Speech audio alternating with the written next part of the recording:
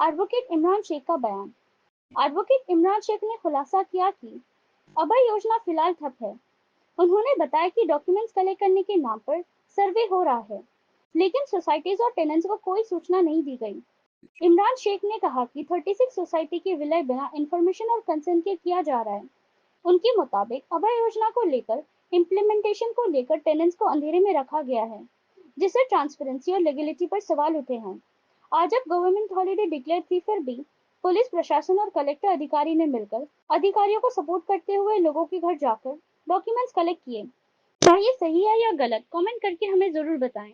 आज अभी एडवोकेट इमरान हमारे बीच में है, जहाँ ये जो हाई कोर्ट और सुप्रीम कोर्ट और ये कोर्ट देखते हैं, आज ये लोगों की मदद के लिए ये हमारे बीच में आए हुए हैं। मैं बात करता हूँ यहाँ के इमरान एडवोकेट जी, क्या कहेंगे इमरान जी?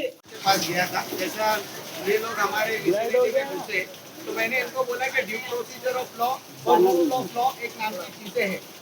तो मैं बोला आप इस तरीके से डायरेक्ट जाओगे सर्वे करने के लिए, तो उन्होंने बोले कि हम सर्वे नहीं कर रहे, हम डॉक्यूमेंट कलेक्ट कर रहे हैं। तो मुझे बताइए, लोगों ने ऑलरेडी डॉक्यूमेंट दिए, इनके पास ये लिस्ट भी नहीं है कि कितने % लोग ने डॉक्यूमेंट दिए। अब जो ऑलरेडी डॉक्यूमेंट दिए तो उनके घर पे वापस जाके डॉक्यूमेंट कलेक्ट क्यों कर रहे हो? पहला चीज। दूसरी चीज, मैंने ऑफिसर से ये पूछा, अभय योजना में अमालगमेशन में आपने डाला, आपने कंसर्न नहीं लिया, आपने ऑब्जेक्शन सजेशन रिकॉर्ड नहीं किया, आपने अभय योजना इम्प्लीमेंटेशन किया, अभय योजना इम्प्लीमेंटेशन करने में आपने ऑब्जेक्शन सजेशन नहीं लिया। आप जिसके लिए स्कीम बना रहे हो, ये स्कीम किसकी है?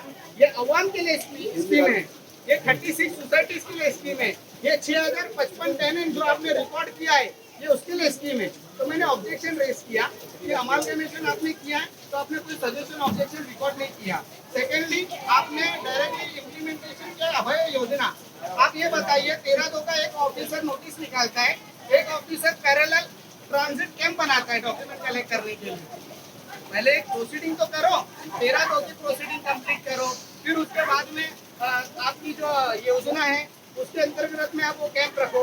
तो ऑफिसर से मैंने सवाल किया, मेरा एकदम सिंपल सी क्वेश्चन था, अभय योजना अभी चालू है या बंद है? तो ऑफिसर ने मुझे बोला फॉर्म के ऊपर हमने टाइटल लिखा है कि अभय योजना बंद है। तो मेरी एक चीज, आपने बहुत बड़ी बात कही, क्योंकि आपने बहुत बड़ी बात कही, अभय योजना बंद है।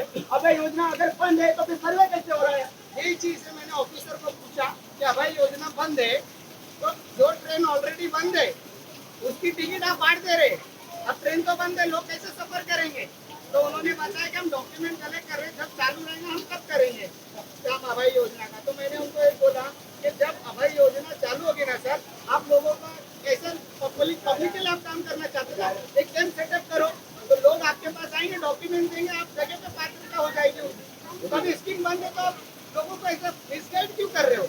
लोग कोई आ रहे हैं आपके न्यूज के माध्यम से और भी न्यूज के माध्यम से ये बताया जा रहा है अभय योजना चालू है, अभय योजना चालू, लोग जा जाके डॉक्यूमेंट दे रहे हैं। अब ऐसा हमको ये भी इंफॉर्मेशन मिली है, डॉक्यूमेंट आप दे रहे मगर डॉक्यूमेंट एंडोर्समेंट भी नहीं हो रहा है, एक्नॉलेज भी नहीं हो रहा है। और आप ऑफिसर ने मुझे बोला कि जितने हमने डॉक्यूमेंट सबमिट किए हैं लोगों ने, वो डॉक्यूमेंट का हम लिस्ट बनाएंगे और फिर उसके बाद आपको बताएंगे। तो जब ये लिस्ट प्रिपेयर होती ना, उसके बाद आप सर्वे करने आना चाहिए था। मैं आपसे ये पूछना चाह रहा हूँ कि जो आज का सर्वे, क्या कल ये हाई कोर्ट में आप पिटीशन दायर करेंगे और किसके किसके खिलाफ दायर करेंगे? देखो ये कैसे है ना, अभी रही बात हाई कोर्ट की, इनके पास पावर है, competent authorities having an ample power to issue the public notice for deciding the eligibility और नॉन एलिजिबिलिटी, और जाके वो घर पे सर्वे कर सकते हैं। मगर सर्वे वो नोटिस में आपने पढ़ा नहीं शायद बराबर, मैं आपको नोटिस में एकदम डिस्क्राइब करके देता हूँ। उन लोग ने क्या बोला है, आपका सिर्फ वो अनडिसाइडेड, ये लोगों के हम घर घर जाके डॉक्यूमेंट कलेक्ट करेंगे।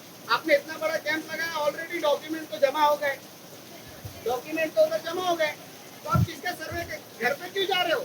लोग ने तो डॉक्यूमेंट जमा कर दिए, घर पे आप इसलिए जा रहे हो। अगर 6055 टेनेंट का आप देखोगे तो लगभग 3300 पात्र है और 2000 अमाउंट जो फिगर है वो अपात्र है। अगर उसमें से अगर आप माइनस करोगे 1378, तो मानव रक्षा एंड 11 अदर सोसाइटी, तो इनका 51% कंसर्न नहीं हो रहा है। विदाउट रिकॉर्डिंग 51% आप किस तरीके से सर्वे कर रहे हो? सबसे एक अहम मुद्दा मैं आपके न्यूज के माध्यम से लोगों को बताना चाहता हूँ। सब ऑब्जेक्शन ये उठाओ कि इंडिविजुअल एग्रीमेंट अब तक हुआ नहीं है, पहले एग्रीमेंट लोगों के साथ करो। आपने डेवलपर चेंज किया, सोसाइटी को इंटीमेट नहीं किया, टेनेंट को इंटीमेट नहीं किया, उसके लिए उसमें बिल्डर के एक जजमेंट के हिसाब से पहले 70% कंसेंट लगता था, अब लगता है 51% कंसेंट।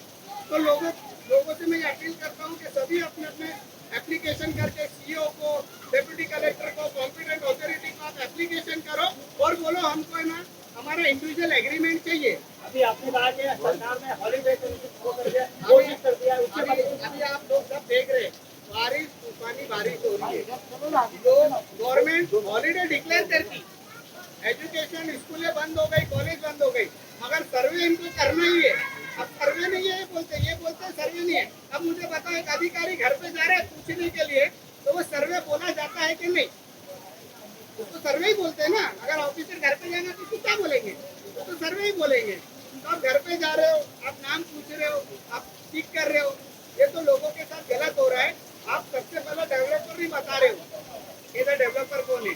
आपके न्यूज के माध्यम से मैं बता देता हूँ कि लोग ने शिव इंफ्रा को रखे। शिव इंफ्रा रखने वाला भी कौन है? Piramal housing finance. ये पिरामल हाउसिंग फाइनेंस कौन है? ये एक लेंडर है।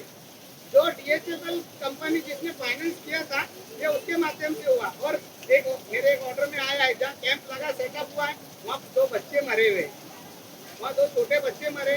हाई कोर्ट ने वो इन्वेस्टिगेशन रीओपन किया है। और दूसरी हियरिंग में अभी ये थोड़ा कॉन्फिडेंशियल है, इसलिए आपको नहीं बता रहा हूँ, मैं बाद में कभी आपको बता दूंगा इस चीज से। आप क्या और क्या सवाल करना चाहते हैं पूछिए, मैं आपके न्यूज के माध्यम से लोगों तक मेरे मैसेज पहुंचाना देखा चाहिए। यहाँ पे बहुत पब्लिक विरोध कर रही है, सर्वे करवा रहे हैं, उसके बारे में क्या कहेंगे? सर्वे किसको करना चाहिए? अभी आप सर्वे किसको करना चाहिए? मैंने मेरा क्वेश्चन यही था ऑफिसर को, जिसका मिसिंग है उसका सर्वे करो। इम्पोर्टेंट वो है क्योंकि एनेक्शन में लाना, उनको रिकॉर्ड में लाना बहुत जरूरी है। आप मात्र वाले का सर्वे मत करो, डायरेक्टली डॉक्यूमेंट कलेक्ट करो ना। सीआर 16/5/2015, 16/5/2018 के सीआर के साथ अब तो लाके आपके पास डॉक्यूमेंट दे रहे, आपके पास वो रिकॉर्ड भी नहीं है कि कितने लोग ने डॉक्यूमेंट दिए। अब वो लोग वही लोगों के घर पे जा रहे कि भाई हमने डॉक्यूमेंट दिया है क्या? अब वो बोलेगा कि सर मैंने तो डॉक्यूमेंट जमा करा है, साइन करो। तो साइन लेने का मतलब क्या है? आप इंडिविजुअल नोटिस लोगों को इशू क्यों नहीं किए?